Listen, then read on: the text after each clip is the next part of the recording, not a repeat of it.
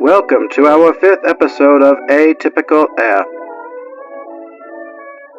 Today will be all about airships and lighter-than-air travel. We'll be discussing the rise and fall of airships, the different uses, and the impact they had on modern aviation.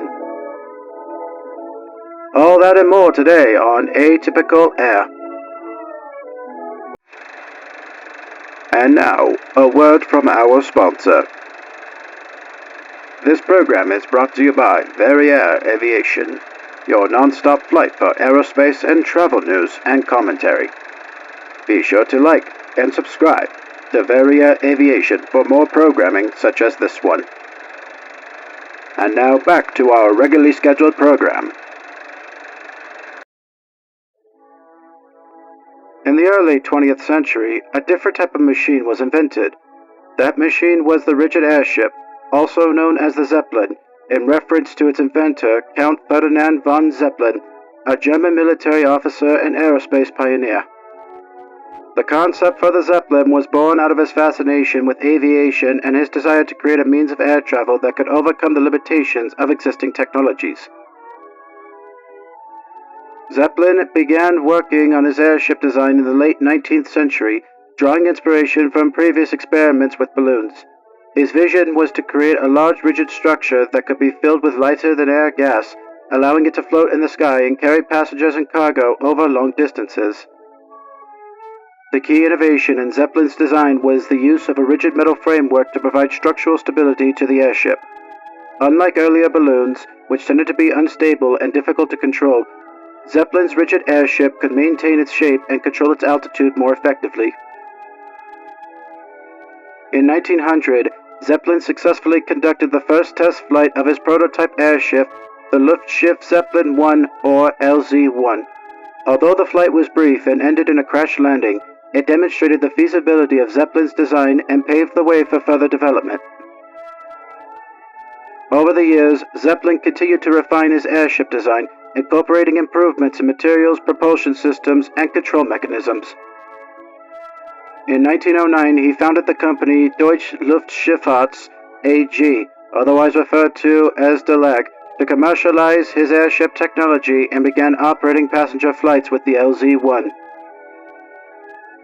Despite initial setbacks and technical challenges, Zeppelin's airship soon gained popularity for the reliability, comfort, and range.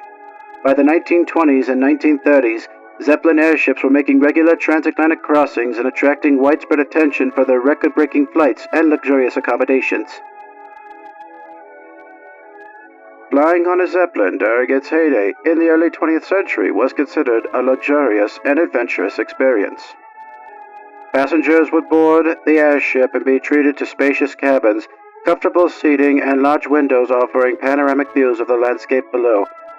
The cabins were typically appointed with plush furnishings and amenities such as dining rooms, lounges, and even observation decks were available on some flights. The experience of flying on a Zeppelin was characterized by a smooth and gentle ride, thanks to the stability provided by the rigid structure of the airship. Unlike early airplanes, which could be noisy and prone to turbulence, Zeppelins offered a more serene and leisurely journey through the skies. Passengers on Zeppelin flights often enjoyed gourmet meals prepared by onboard chefs and had access to a range of entertainment options to pass the time during longer journeys. Additionally, the ability to travel long distances relatively quickly made Zeppelins an attractive option for those seeking to explore new destinations or conduct business across continents. During the era of passenger-carrying Zeppelin travel in the early 20th century, several companies operated Zeppelin airships for commercial purposes.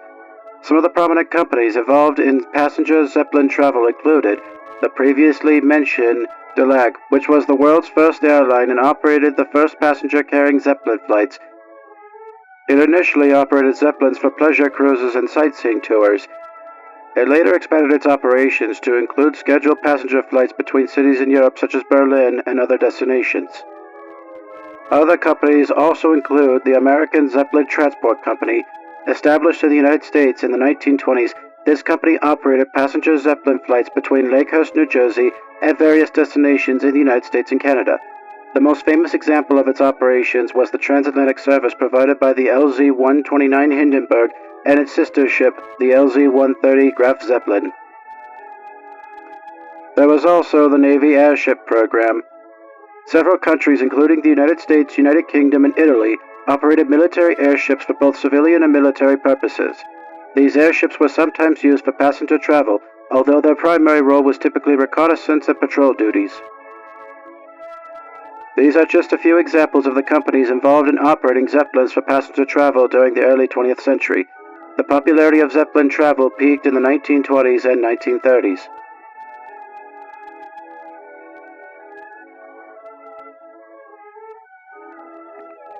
But alas, it did not last long.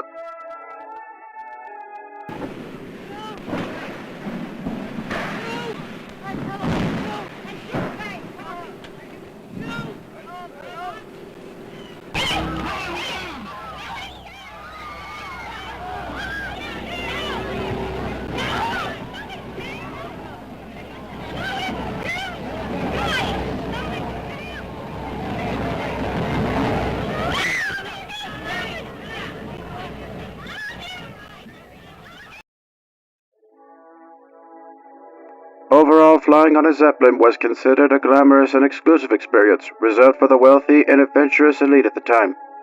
However, the era of passenger-carrying Zeppelins came to an abrupt end following the Hindenburg disaster in 1937, which led to a decline in public confidence in the safety of airship travel. There were also multiple factors that contributed to the decline of Zeppelin travel. First and foremost were the safety concerns. The Hindenburg disaster of 1937, in which the LZ-129 Hindenburg caught fire while attempting to dock in New Jersey, resulted in the deaths of 36 people and dealt a severe blow to public confidence in the safety of Zeppelin travel. The highly publicized incident led to increased scrutiny on the safety of standards and practices of airship travel, making it less appealing to potential passengers. The second issue was the advancements in airplane technology. The development of faster, more reliable, and safer airplanes during the early to mid-20th century made air travel via fixed-wing aircraft a more practical and popular choice for long-distance travel. Airplanes offered greater speed, range, and maneuverability compared to Zeppelins, making them more suitable for both passenger and cargo transport. The other was military priorities. With the outbreak of World War II, many existing Zeppelins were repurposed for military use, primarily for reconnaissance and anti-submarine warfare. The demands of wartime production and the strategic importance of airplanes in military operations led to a shift in focus away from civilian airship travel. There was also infrastructure limitations.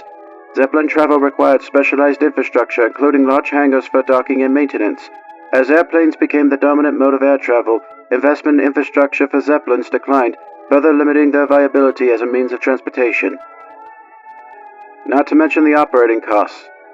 Operating and maintaining Zeppelins was expensive, requiring significant resources and skilled personnel. The high costs associated with airship travel, coupled with the availability of more cost-effective alternatives such as airplanes and later commercial jetliners, made Zeppelin travel financially unsuitable in the long term. Collectively, these factors contributed to the decline of Zeppelin travel, ultimately leading to the discontinuation of passenger-carrying airship services by the mid-20th century. While interest in airship technology persists in niche applications such as aerial surveillance and advertising, the era of mass commercial Zeppelin travel has largely passed into history. While passenger-carrying Zeppelin travel has largely ceased, there are still some groups and organizations that utilize Zeppelin technology for various purposes. The first is aerial surveillance and research.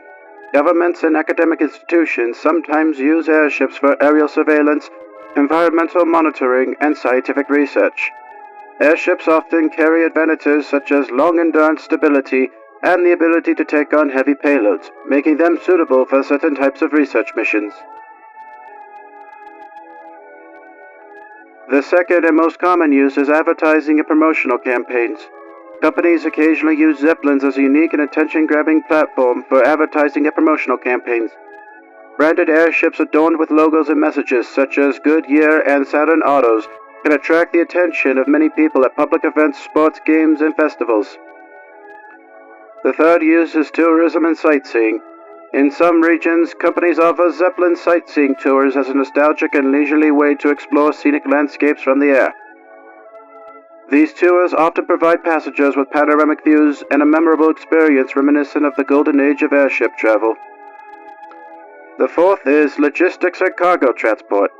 While passenger-carrying Zeppelin travel is rare, there has been some interest in using airships for cargo transport in remote or inaccessible areas.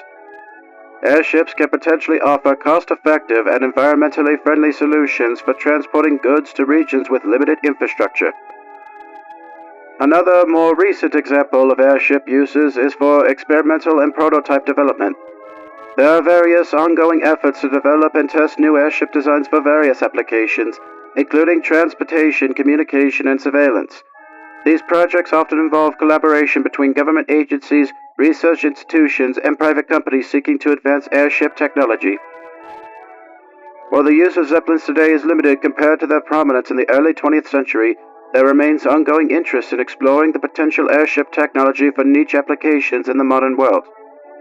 The biggest and greatest being that of environmentally friendly travel.